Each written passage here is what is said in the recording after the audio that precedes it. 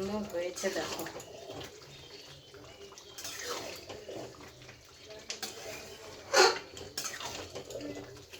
আমি গ্যাসটা একটু বাড়িয়ে দিলাম, জলটা আর একটু মরাবো।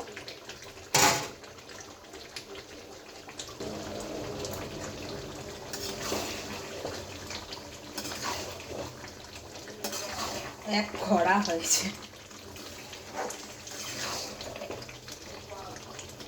এটা আলুতে অনেকটা টেনে যাবে জল। এটার মধ্যে আমি একটু গরম মশলা দিয়ে দিচ্ছি।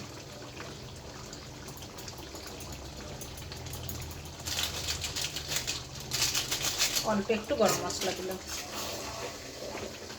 নিচে লেগে যাচ্ছে। কত সুন্দর দেখতে হয়েছে, যেরকম দেখতে সেরকম খেতে। এটা এত সুন্দর লাগে খেতে। তো বন্ধুরা, আমার এটা রান্না হয়ে গেছে, আমি গ্যাসটা বন্ধ করছি।